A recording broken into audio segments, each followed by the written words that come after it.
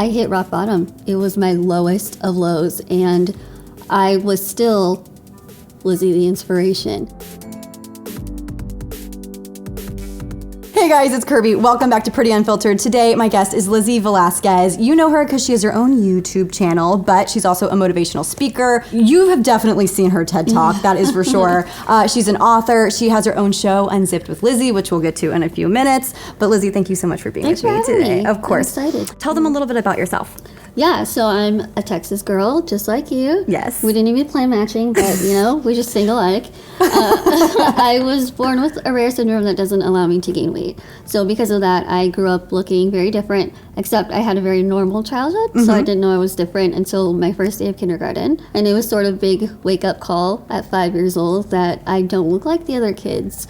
And of course, as I got older, I became more aware of my situation, and that's when I was introduced to bullying at school. All you really want is to fit in and be cool. And adding looking completely different and not being able to go buy a shirt or do my makeup a certain way that makes me look like everyone else, I didn't have that easy fix. I had such a strong support system, but it's one of those things where someone can tell you, you're beautiful, you're smart, you're all this. You're not going to believe it until you believe it yourself. Exactly.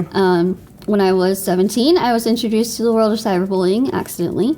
Someone posted a video of me calling me the world's ugliest woman, awful comments. I didn't want that label sticking with me. I wanted to create my own label. How I was going to go about doing that, I had no idea whatsoever.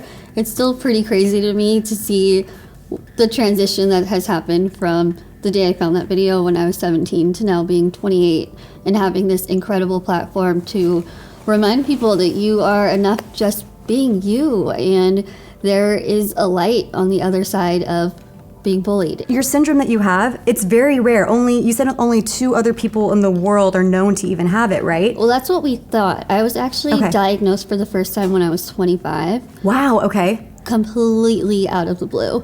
I was filming my documentary. I had just started filming, and I got a call from my doctor that was like, hey, can you come to Houston? I want to tell you what you have. Wow. So when you're 25 and you think you're a question mark, you learn to live like that. And I made it to be this undiagnosed girl with a rare story, and all these emotions were going through my head. Like, if I'm diagnosed, do I lose credibility? Then it was, do I want to know what this is? Because you've lived so long without. Yeah. My whole team was really sensitive and said, if you want to put it in the movie, we will. And it can come out the way you want, or we can just leave it out. And I knew I wanted to do it, and so we filmed it. And I'm so glad we did, because I didn't tell my extended family or my friends that I was diagnosed until we had a first family screening. And did you tell them before or after, or did you just let them watch? I just let them watch. And it was a perfect way for me to be able to get comfortable talking about it and processing it. And I'm now officially diagnosed with neonatal progeroid syndrome, NPS for short. It's a combination of 2 things, lipodystrophy and Marfan's. Lipodystrophy just doesn't allow me to gain weight. Marfan's, I found out, is pretty common, but the type I have is very rare because I just like to make things really difficult. But it affects my eyes, my bones, and my heart. So the most serious, of course, being my heart, and I am at risk for my aortic valve to rupture at any time, which sounds terrifying. Yeah. And I remember asking the doctor, is there a sign or a warning that's going to be like, hello, your heart's about to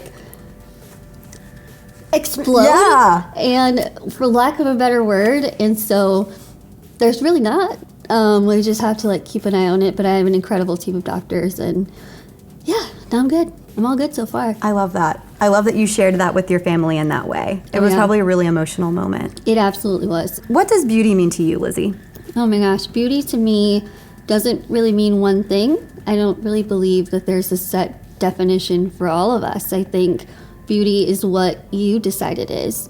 Beauty is your values and your personalities and your goals in life and the way you treat other people, because we can do so many things to cover up who we really are. We could dye our hair, we could put all this makeup on, we could get all these clothes, and with social media apply 10 filters, and you can do all of these things during the day, and you're showing these to all of these people, and you want that instant gratification of like, okay, well, they liked it, so great, they're seeing this outer shell of me. Yep. But when you take all that off, if you are able to lay down at night with only who you are, if you're proud enough to carry that out the front door the next morning, that's when you know you found what beauty is.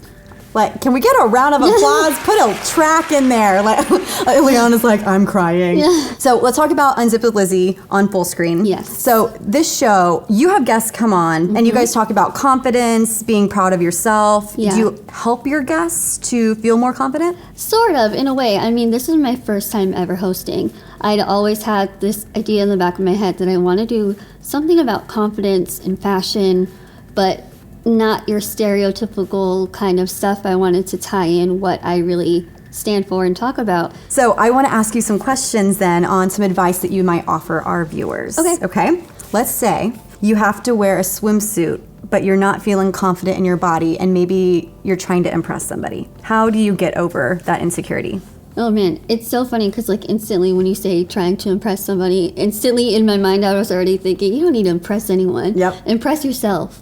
I finally just got to that point though. It was hard. I mean, honestly though, it's a lot easier said than done. Like I used to not go to the beach or go to a public pool. I still have issues going to a public pool because I feel like people are just staring at me. And I remember being a little kid and going to the beach with my family, and I would make my dad hold like a towel around me, and I would just sit there because in my mind, like, no one can see me. Every single person has the same fear and insecurities that you feel when you put a bathing suit on, and I think you take it baby steps. I think you can go, and I think some girls are more confident to wear the bikini but have the cover up. Yeah. I say do that. Go for it. Rock what makes you feel comfortable and confident. Maybe the next summer or whenever it might be, setting these goals of, okay, well, the next time I go there, maybe I won't have such a long dress. Maybe I'll just try a t-shirt. Yeah. The golden ticket to impressing anyone wearing anything is impressing yourself. Amen, sister. All right. What about not being able to do things that you look forward to because you have anxiety? I completely get it. If you're going to a place where you might be triggered with anxiety, take the people that know how if something's gonna trigger you, or they can tell from your face that like it's getting too much.